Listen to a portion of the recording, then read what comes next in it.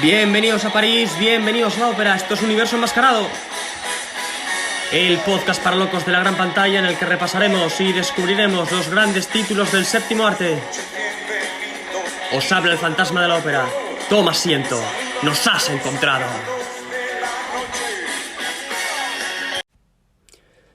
¿Qué tal? Muy buenas. La Garnier no puede pasar por la década de los 90 sin detenerse en una joya del cine dirigida por James Ivory. Una coproducción británico-estadounidense en la que Anthony Hopkins y Emma Thompson dan lo mejor de sí mismos. Una vida de servicio entregada al rey de un microcosmos. Sí, señor Stevens, no queda nada después. Tan solo lo que pudo haber sido. En ocasiones todavía escucho la voz de su amada decir no pudo ser. Bienvenidos a lo que queda del día.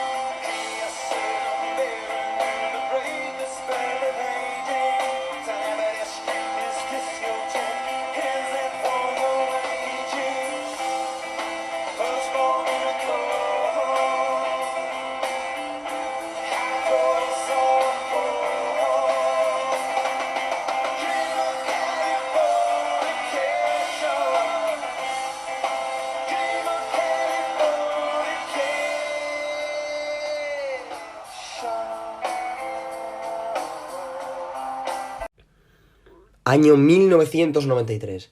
Adaptación de la novela de Kazuo Ishiguro, dirección de Ivory, acompañado de Merchant y Ruth Prawer-Yavala, producida por Mike Nichols. Una película emocionante pero a su vez alejada de toda cursilería. Por no hablar del trabajo de esa dupla estratosférica Thompson-Hopkins, a pesar de que ella no fue galardonada con el Oscar, es sin duda alguna de lo mejor que ha hecho en su carrera. Y Hopkins, pues bueno, ¿qué os voy a contar? ¿Cuándo está mal este señor? Ese Aníbal Lecter o el trabajo que hace en Tierra de Penumbras. De hecho, cuando le preguntaron cómo había logrado la neutralidad con la que camina durante toda la película, ese equilibrio apabullante, aseguró que la interpretación se la debía a un mayordomo, Cyril Dickman, contratado por Ivory a petición del propio actor, el cual sirvió durante 50 años en una de las casas inglesas más importantes.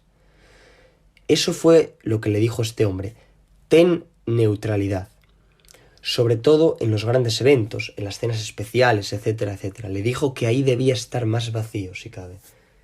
Mención especial, por supuesto, para Sir James Fox, que está imperial también. A mí siempre me ha recordado a un lord inglés. Hay planos inolvidables, como ese de la puerta de cuero rojo, esa puerta de ojo de buey, donde se controla permanentemente el mundo de la servidumbre.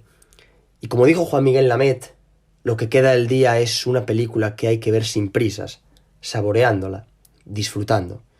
Sin las prisas de otros géneros cinematográficos, como puede ser mismamente el cine negro, con toda esa sordidez, el mundo del crimen, la corrupción del ser humano y todos esos factores que contribuyen al frenesí cautivador de estas películas.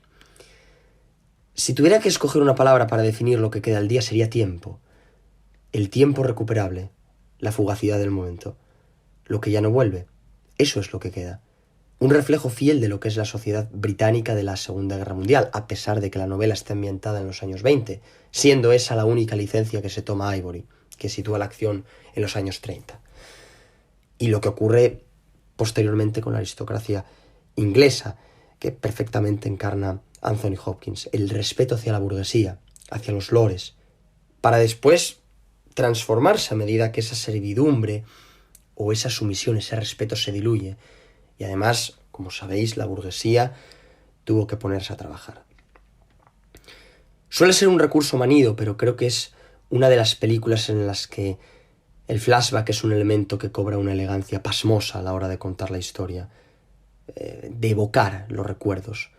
El tiempo perfectamente hilvanado en un relato elegante sobre un mundo decadente, lleno de tanta gente que se sacrifica por ideales o por intereses. La vuelta atrás que disecciona la vida del señor Stevens. Cómo nos sumergimos en esa emoción inglesa, pero que a la vez es profundamente descarnada. un flashback con una voz en off, además como en las películas clásicas del Hollywood dorado.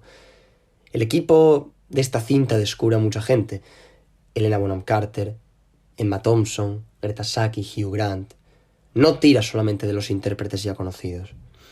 Luego, en el caso de Thompson, haría muchas películas con Kenneth Branagh, pero la primera oportunidad se la da James Ivory. Por cierto, Anthony Hopkins, tras hacer Sobreviviendo a Picasso, se enfada con el director y ya no vuelven a trabajar juntos. El contraste entre los personajes de Hopkins y Thompson es de lo más interesante. Es la negación de los sentimientos frente a la rebeldía de Emma Thompson, frente a la rebeldía de la ama de llaves, aunque también, por supuesto, la sumisión, en una época en la que la gente de arriba, la élite, hace alarde de su educación, de su alcurnia, de su estatus, y por otra parte la servidumbre presume de su educación servil. Es una servidumbre pulida, ese saber estar.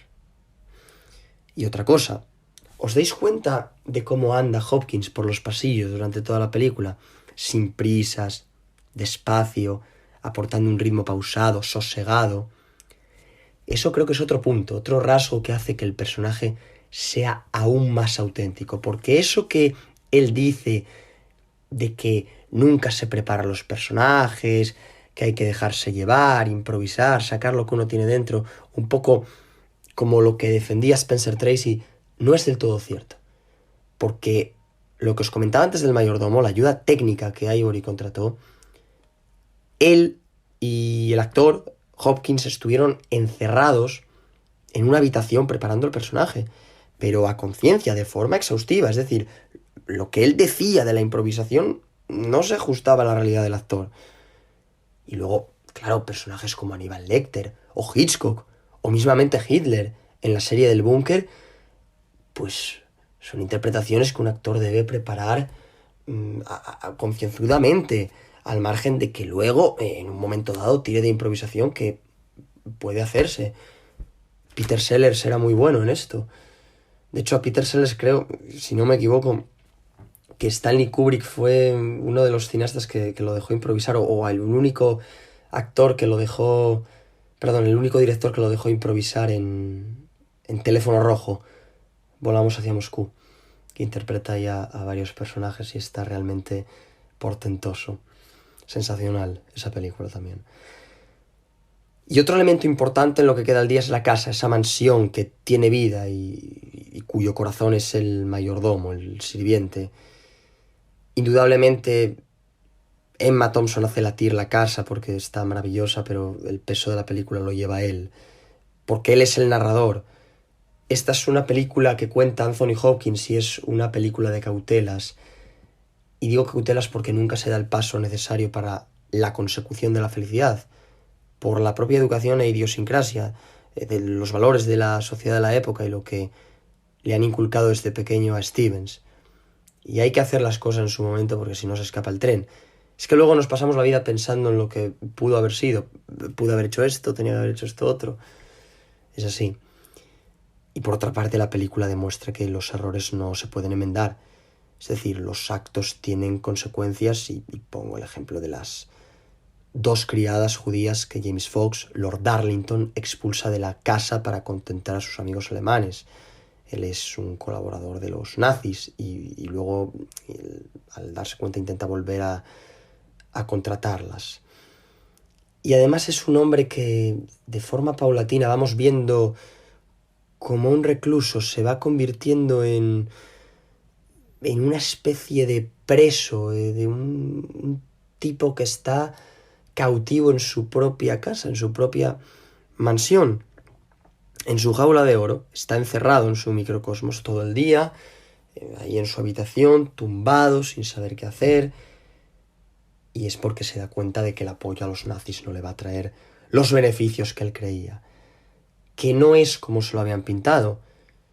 Y también son secuencias que anticipan lo que le va a ocurrir a la burguesía más adelante. Y la lealtad. La lealtad es otro aspecto de importancia capital en la película. Stevens es un profesional de la lealtad, de la discreción, del sentido del deber para con su señor.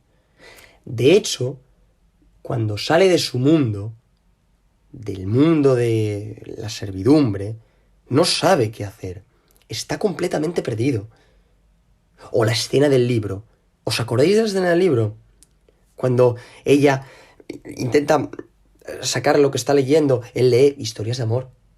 Es decir, él lee historias de amor porque es la manera que encuentra o el mecanismo que tiene a su alcance para poder experimentar, aunque sea de forma mínima, los sentimientos que tiene una persona cuando se enamora. Pero ahí está, ahí entra en juego de nuevo, bueno, de nuevo no, porque está presente en toda la película, la negación de los sentimientos. Es que es una batalla fratricida, es una lucha de lo más cruenta. Es el sinvivir de amar en silencio. O la escena de la silla, cuando Fox le contesta a Chris Reeve y posteriormente Emma Thompson le comunica que su padre ha muerto. Son secuencias memorables. Y además a mí siempre me ha llamado la atención la escena en la que está con su padre ahí en el lecho de muerte, la tranquilidad y la serenidad con la que se dispone a afrontar el duelo. Es que es gélido, es frío como un témpano de hielo. Es apabullante lo que hace en esta película Anthony Hopkins. Una película que, como digo, es pura emoción, pero a su vez desgarradora y está filmada con una elegancia y una lucidez portentosa. Y como digo, un título imprescindible. Es una de estas que hay que ver al menos una vez en la vida y relajadamente, maravillarse en cada fotograma porque va ganando con el tiempo. Y me pasa lo mismo que con Testigo de Cargo, Ladrón de bicicletas o La lengua de las mariposas. Siempre que las veo son mejores. No, son películas que no envejecen, nunca. Al contrario, rejuvenecen. Lo que queda al día, sabéis que 8 nominaciones al Oscar, ninguna estatuilla. La película más premiada en la gala del 94 fue La lista de Schindler, ceremonia en la que se entregaban los premios a las películas rodadas un año antes, evidentemente. Y el mejor actor lo ganó Tom Hanks por Filadelfia. Y la mejor actriz fue Holly Hunter por El piano. Tengo una serie de curiosidades que me gustaría compartir con vosotros. Una serie de curiosidades o anécdotas de la película. Y es que el proyecto resulta que pasó por diversas manos antes de su realización. Inicialmente la película iba a estar dirigida por Mike Nichols y protagonizada por Jeremy Irons, un actor que me flipa. Irons y Meryl Streep, que indudablemente hubiesen sido una dupla estratosférica también. No obstante, durante las audiciones, Nichols pensó que Irons y Streep no eran compatibles, así que decidió rechazarla a ella. Y aparentemente nadie se atrevió a comunicárselo, lo que hizo que Meryl Streep se sintiera profundamente dolida. Lógico y normal.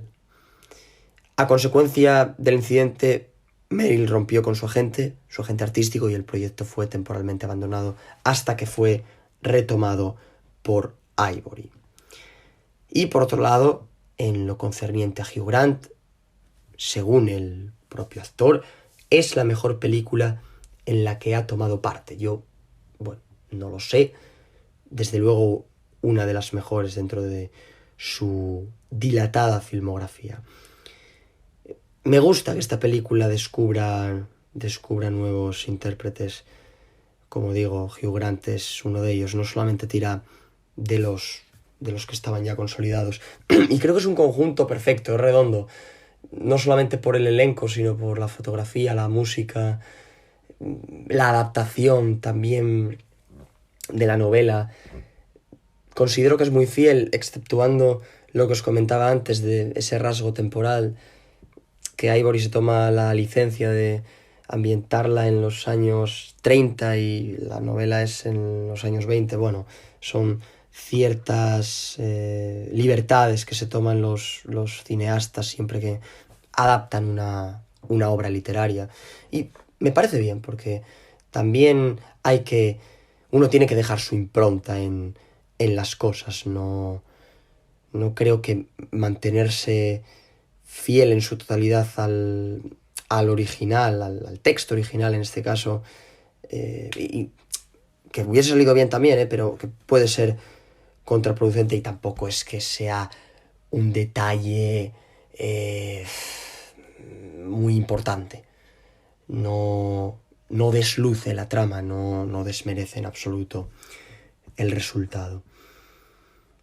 Y bueno, simplemente reiteraros que la veáis sosegadamente y tranquilos, o que la volváis a ver, en mi caso, que yo la he visto unas cuantas veces, tranquilamente, con un whisky ahí al lado, como decían en el coloquio de qué grande es el cine, y sobre todo que os deleitéis con esa elegancia inglesa y esa emoción y la evocación de los recuerdos de un hombre que entregó su vida, como digo, a un reyezuelo, a un rey que vivía en un microcosmos y que no sabía ver más allá de sus narices, y en el fondo era una persona muy, muy infeliz, un tipo que solamente tenía dinero y propiedades y títulos nobiliarios,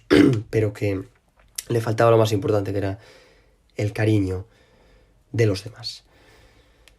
En fin, una película maravillosa, imprescindible, clasicazo de los años 90, y que sin duda alguna forma parte de la memoria colectiva, y que es un título de culto para disfrutarlo una y mil veces. Así que nada, no va más, un placer estar al otro lado del micrófono. Sed felices, abrazo fantasmagórico, y volveré, no tengáis duda.